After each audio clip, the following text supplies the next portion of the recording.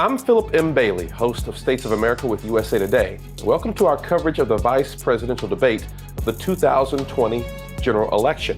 You're currently watching a pre-debate show that we taped earlier in the day with some guests from around the USA Today newsroom who will be covering the debate live. Courtney, let me ask you at the outset here, going into the vice presidential debate. President Trump made a huge bit of news by testing positive for COVID-19. Give me, I guess, the historical ramifications of that. The president of the United States, right, was infected with the same pandemic that has devastated the world, halted the country's economy, and killed about 210,000 people. What did that do to this campaign?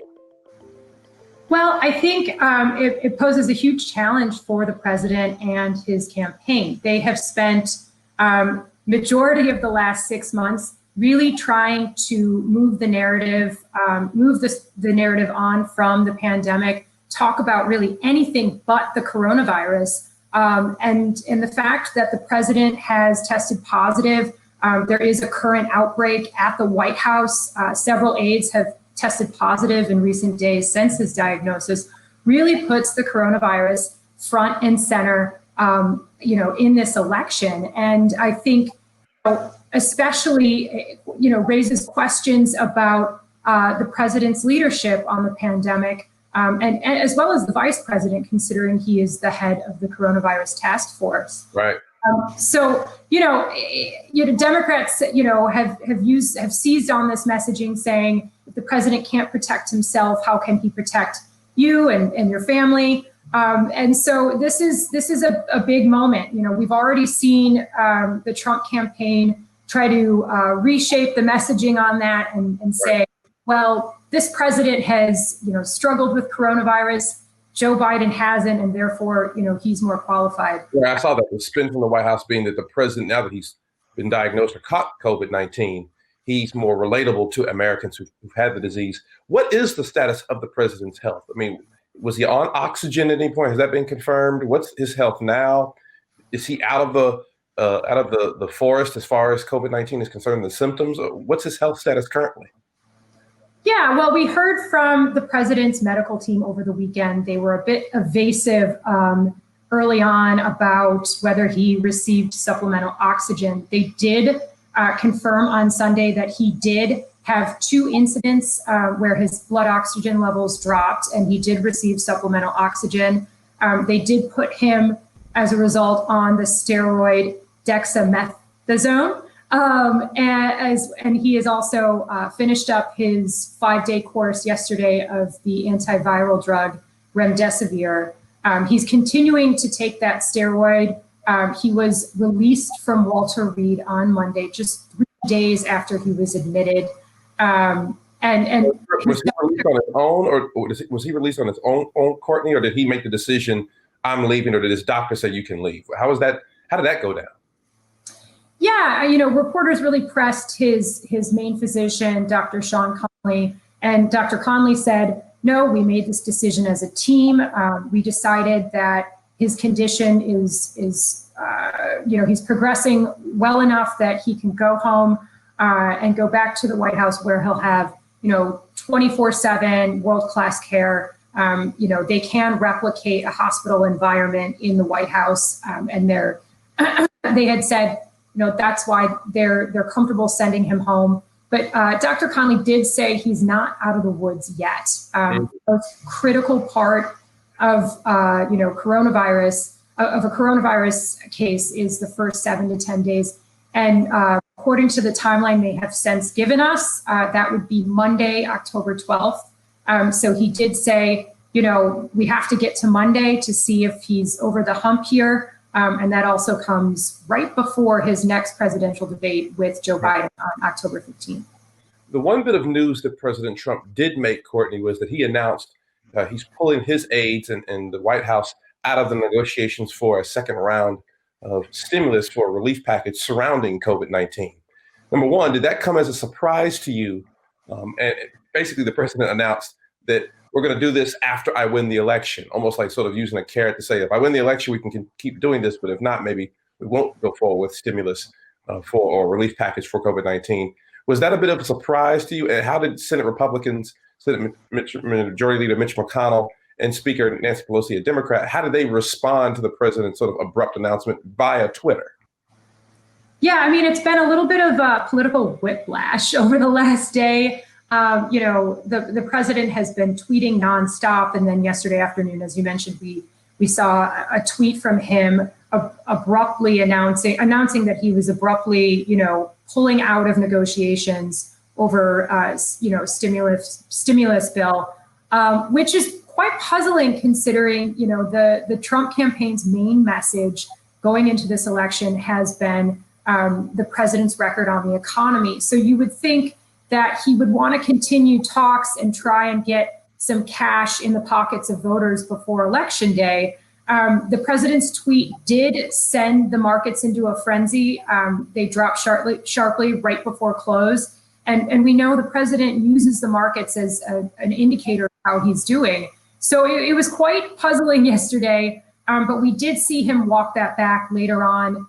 Last night, he said that, Congress must act immediately on, individual stimulus bills. And he did say that he would be willing to sign some of these individual bills that he had previously said he wouldn't. So we've seen a sort of an about face turn from the president since that tweet yesterday. Courtney Subramanian, the USA Today White House reporter, thank you very much for joining us here. Thank you, Phillip. The prosecutor versus the radio host. Senator Kamala Harris and Vice President Mike Pence go toe-to-toe tonight. So tonight it's going to be the vice presidential debate. Here to discuss that contest and that debate and discussion is Maureen Groppe, Washington correspondent for USA Today. Maureen, how are you? Good morning. I'm doing well. How are you? Pretty good. Thank you for asking. Let me ask, as a first question, vice presidential debates usually aren't the main event, but after how poorly that first presidential debate went, do you think the debate between Senator Harris and Vice President Pence is going to be one of the more pivotal VP debates we've seen in recent history?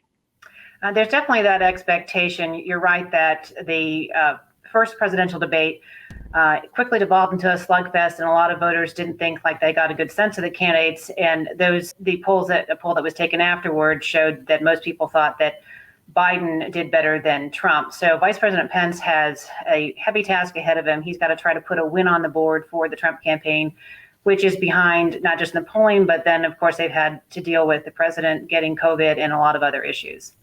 Senator Harris is obviously, as a prosecutor, is expected to bring her best zingers, right? That's sort of the expectation against Pence. But is that as easy as everyone seems to think? I mean, what are the expectations for both Senator Harris and the vice president coming? I think you explained the vice president's expectations, but what's the expectation, particularly for Senator Harris? As soon as she was chosen as Joe Biden's running mate, there was a lot of anticipation about this debate, a lot of expectation that she might really go into Pence because of, as you say, her prosecutorial background and how she has grilled congressional witnesses at times. But she faces a challenge as a woman. Their studies have shown that women have a likability challenge, that people will vote for a man they don't like if they think that he's qualified for the job, but they won't necessarily do that for a woman if they just don't like her. And on a pre-debate call that the Biden-Harris campaign had with reporters just a bit ago, they said that Harris is not going to try to eviscerate the vice president, as some people, especially those on Twitter on the left, might hope. She's going to try to talk to the families at home about what they think the failures are of the Trump administration and how the Biden-Harris administration would be different. So you're likable enough, Kamala, basically.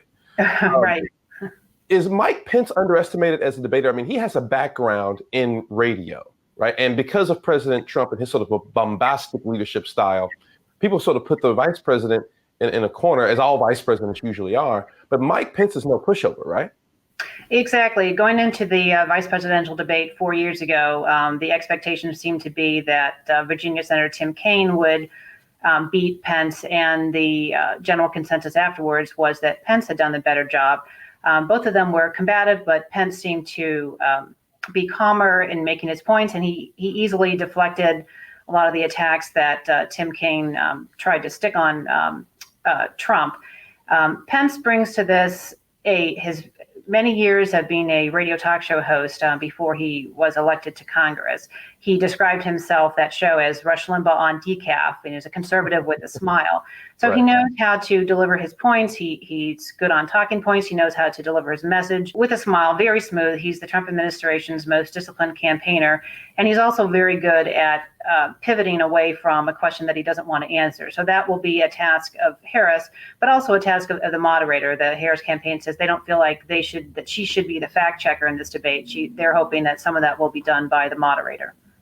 Two men at the top of the ticket who are, pushing 80, Maureen, is sort of the underlying, issue here in this vice presidential debate, right? President Trump, former Vice President Joe Biden, both older gentlemen, like I said, pushing 80 years old. The heartbeat away question is a big one here. Do you think this vice presidential debate, in the scheme of things, in the historic sort of vice presidential debates, where do you put it in history? How important is this vice presidential debate compared to others? Well, usually the vice presidential debates, they draw far fewer readers than the presidential debates. The one exception to that was the Sarah Palin-Joe Biden debate. But 4 years ago, the debate between Pence and Kaine, that saw the biggest drop off between the lowest rated presidential debate that year and the VP debate. I'm expecting tonight's debate to be different from that because, as you say, there's increased interest in who the understudies are, since both of the top of the ticket, they're both in their 70s and we're in the middle of a pandemic. So that's going to draw a lot of interest in who these people are who might have a greater chance of becoming president.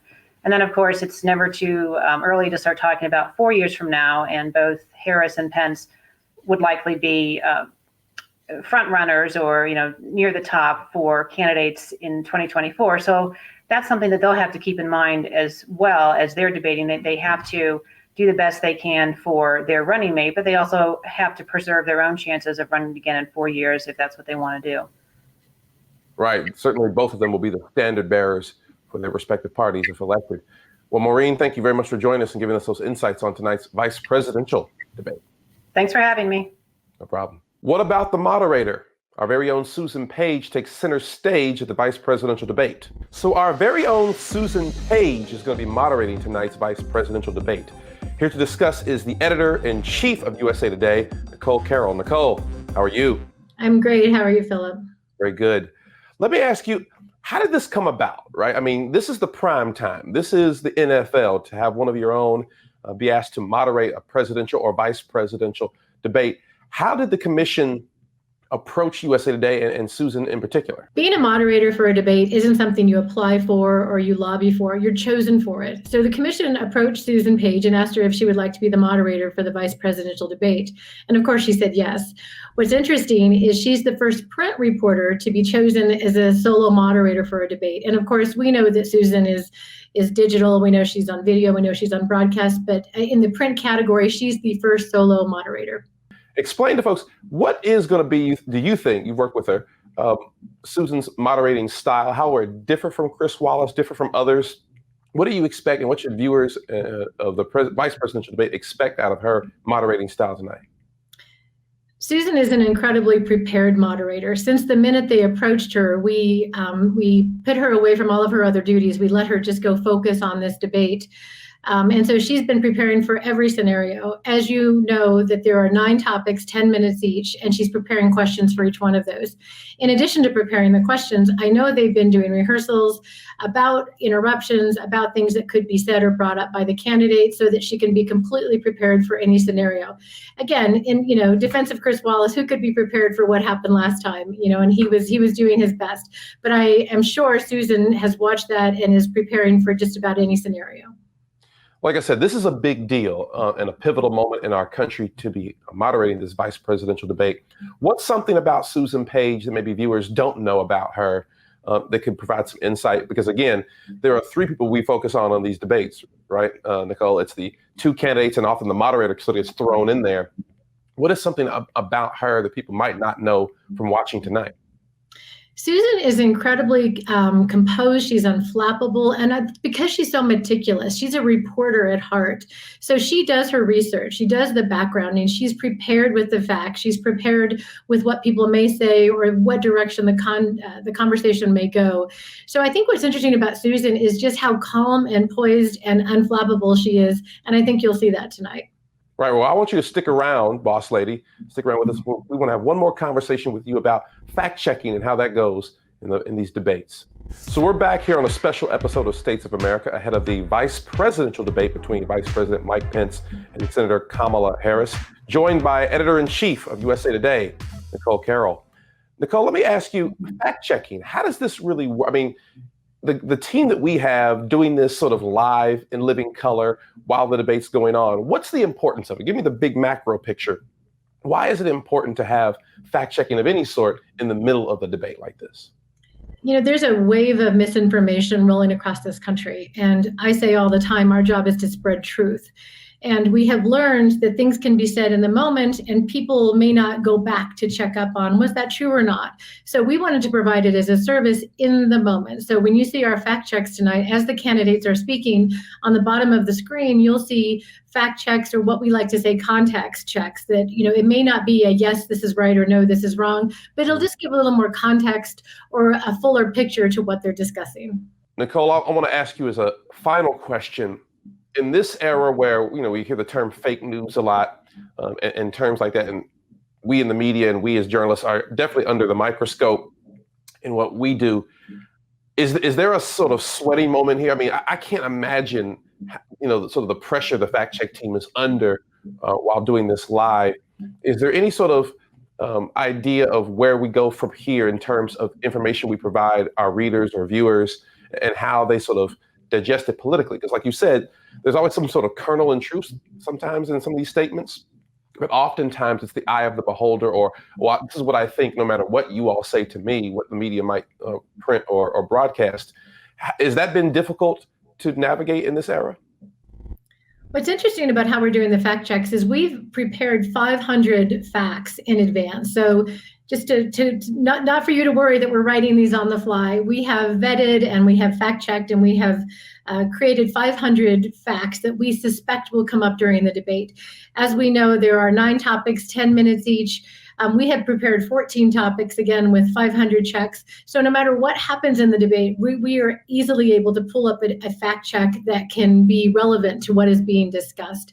And it is important. It is, you know, even if truth is in the eye of the beholder, facts aren't. They really aren't. Facts are facts. And our job is to spread truth. And our job isn't to tell people what to think or how to think, but we do want to make sure they have correct information as they're making up their mind on some very serious topics in our country. Nicole Carroll, Editor-in-Chief of USA Today. Thank you for joining us on this special pre-debate episode of States of America. Thank you, Philip.